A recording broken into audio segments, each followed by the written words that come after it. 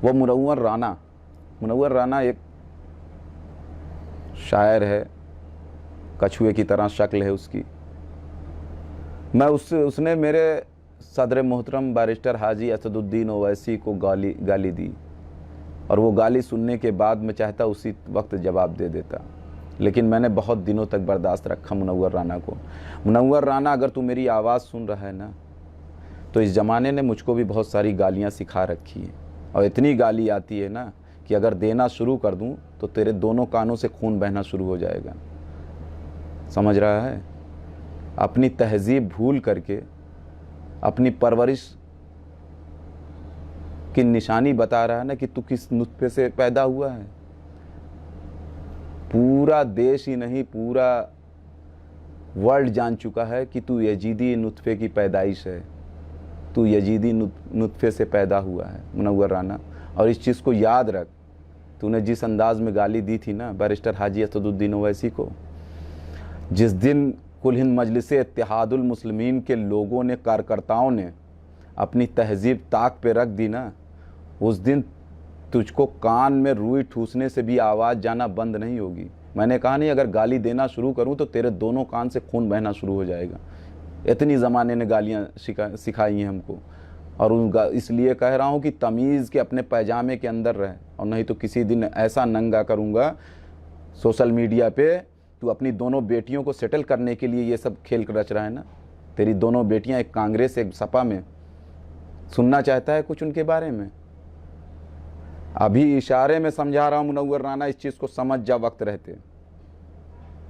ये जो कछुए की तरह शक्ल लेकर के तू चैनलों पे आता है ना, अल्लाह ने तेरी शक्ल, तेरी अक्ल जैसी ही बना रखी है।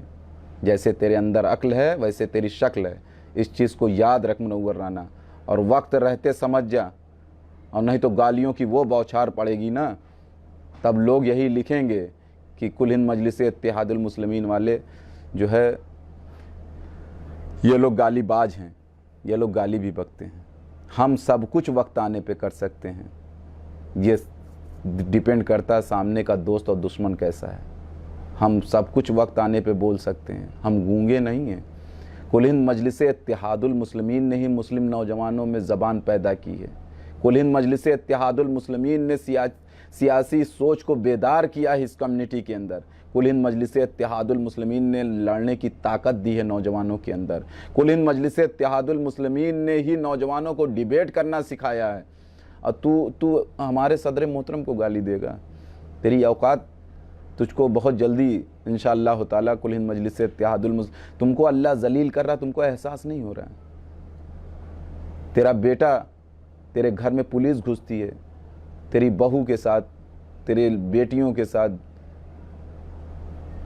अभद्र व्यवहार करती, लेकिन तुझको ये नहीं समझ में आ रहा कि अल्लाह तुझको रुसवा जलील कर रहा है।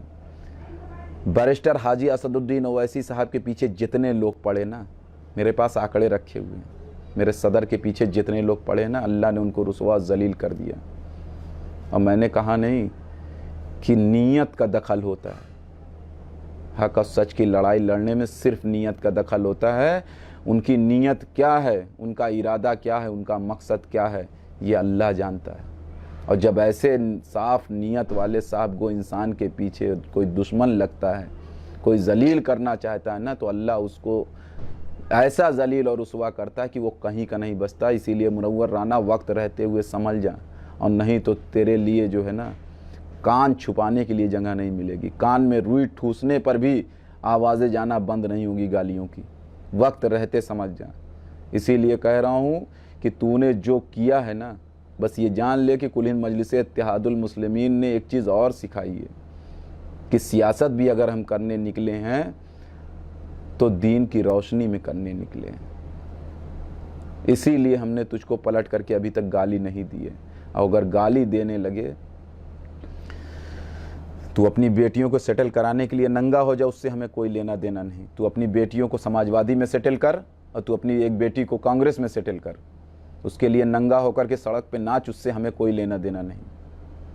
तो कोई भी सौदा कर ले उससे। अब ये इस कौम की, इस कम्युनिटी के नौजवान ना, जो 40 साल की कम उम्र के हैं, वो सब जग गए हैं। और ऐसा ना हो कि शहद की मक्खी की तरह तुझको छेक लें और तेरे लिए भागने के लिए रास्ता न दिखाई दे।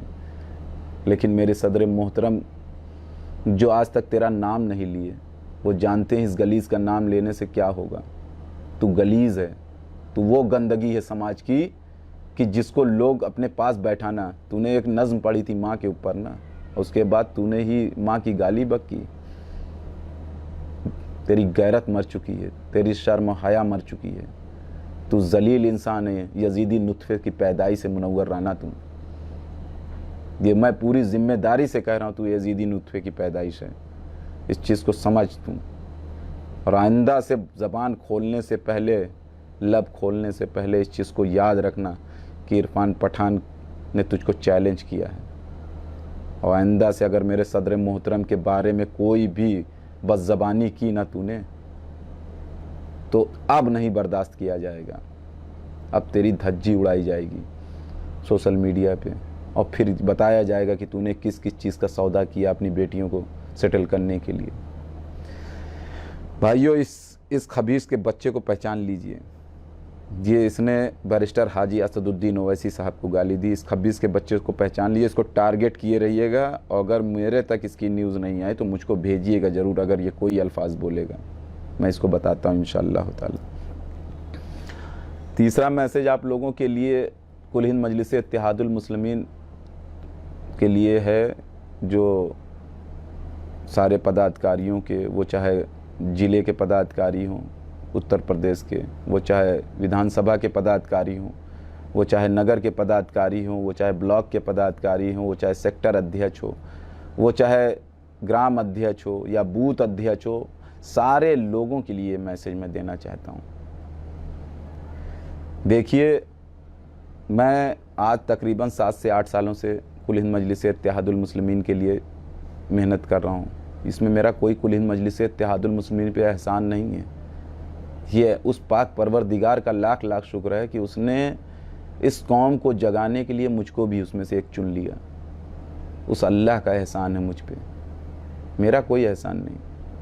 मैंने क्या खोया क्या पाया वो सब अलग की बात है, लेकिन मैं अपने पाक परवरदिगार से सिर्फ इतना कहना चाहता हूँ कि अल्लाह तूने मुझको इस काम के लिए चुना, ये तेरा लाख लाख शुक्र है। मैं तमाम प्रदेश के पदाधिकारियों को ये बताना चाहता हूँ कि अभी भी वक्त है। आप अपने घरों से निकलिए, आप अपने घरों से बाहर निकलिए। लोगों को कुल हिंद मजलिस इत्तेहादुल मुस्लिमीन की जो स्ट्रेटजी है, जो एजेंडा है, जो बैरिस्टर हाजी असदुद्दीन ओवैसी साहब की सोच है, जो अकबरुद्दीन ओवैसी साहब की सोच है, उसको बताइए कि हम चाहते क्या हैं। हम इंसाफ की लड़ाई लड़ रहे हैं, हम हकूक़ की लड़ाई लड़ रहे हैं, हम जुल्म के ख़िलाफ़ लड़ रहे हैं, हम जुल्म के ख़िलाफ़ खड़े होने के लिए आए हैं, जालिम से पंजा आजमाइश करने के लिए आए हैं। और लोगों को बताइए कि इन समाजवादी, बसपा, कांग्रेस या दीगर जो भी सेकुलर पार्टियां हैं, इन लोगों ने मुसलमानों के साथ क्या क्या ठगी की है, क्या क्या छलावा किया है। अगर हम इस तरीके से डे बाय डे वर्क करेंगे, तब जा कर के कहीं चंद सालों के बाद कुल हिंद मजलिस इत्तेहादुल मुस्लिमीन को अल्लाह कामयाबी देगा। और जो पदाधिकारी अपने पद की अना में, तकब्बुर में, गुरूर में बैठे हुए हैं कि मैं तो फलां पद पे हूँ, मैं किसी की क्यों सुनूं, तो एक चीज़ याद रख लेना, जो पदाधिकारी हैं प्रदेश के, अना और तकब्बुर अल्लाह को कतई पसंद नहीं है। मिट जाओगे, हस्ती ख़त्म हो जाएगी, समझ रहे हो। तो इसीलिए कोई भी अना में मत रहो। आप हक और सच के साथ देने के लिए निकले हो तो एक सिपाही की हैसियत से खड़े रहो। अपने छोटे से छोटे पदाधिकारियों के साथ मोहब्बत से पेश आओ, अपने बड़े पदाधिकारियों के साथ अदब से पेश आओ। ये डिसिप्लिन होनी चाहिए एक मुसलमान की, एक मिलिट्री मैन की तरीके से डिसिप्लिन होनी चाहिए। आज मुसलमान अपनी डिसिप्लिन से बाहर आ गया है। इसीलिए मैं आपसे कहना चाहता हूं कि अल्लाह के वास्ते आप अपने जो पदाधिकारी छोटी छोटी बातों से नाराज़ हैं, उनको गले लगाने का वक्त आ गया है। उनको गले लगाइए।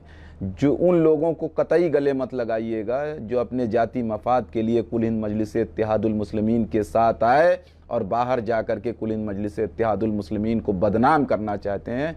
उनको कतई कुल हिंद मजलिस इत्तेहादुल मुस्लिमीन की ऐसे लोगों की ज़रूरत नहीं है, ऐसे मुनाफिक लोगों की ज़रूरत नहीं है। जो अपने नेता का, अपनी पार्टी का नहीं हो सका, वो कभी समाज का नहीं खरा उतरेगा।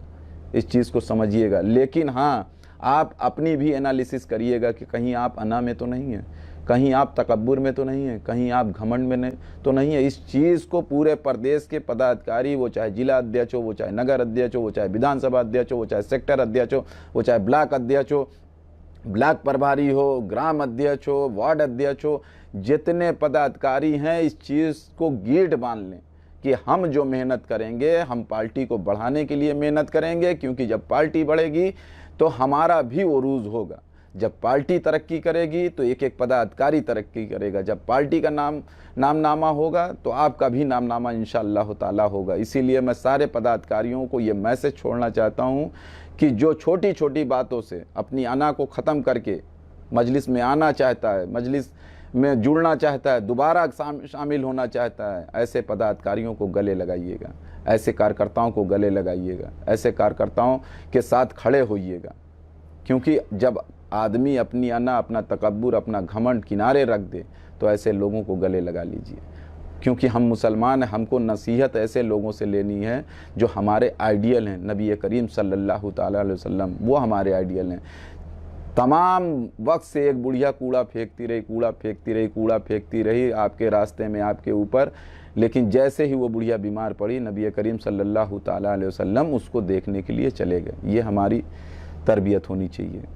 लेकिन अना और तकब्बुर वालों को अपने पास सटने मत दीजिएगा। ये भी मेरी नसीहत है, ये भी मेरी एक सोच है कि जो जाति मफाद के लिए आपसे जुड़े वो आपका तो हो ही नहीं सकता, दूसरे वो कभी कम्युनिटी के लिए कुछ नहीं कर सकता। इस चीज़ को आप लोग समझिए। मेरे इस पैगाम को जितना हो सकेगा सोशल मीडिया पे शेयर करिएगा, ज़्यादा से ज़्यादा लोगों तक इस पैगाम को पहुंचाइएगा। और कुल हिंद मजलिस इत्तेहादुल मुस्लिमीन से जो लोग खफा हैं किसी वजह से, किसी शख्स की वजह से, किसी और वजूहात की वजह से, वो लोग अपनी अना को किनारे रख करके उनसे मिलें, जा करके उनसे बात करें, उनसे कहें कि मैं मजलिस के लिए काम करना चाहता हूं, मैं मजलिस के लिए वर्कआउट करना चाहता हूं। क्योंकि ये हमारी अपने लोगों की, मजलूमों की पार्टी है, गरीबों की पार्टी, बेसहारों की पार्टी है, दलितों की पार्टी है। इसलिए मैं इसके लिए खड़ा होना चाहता हूं ताकि मैं भी इसमें कुछ ताउन कर सकूं।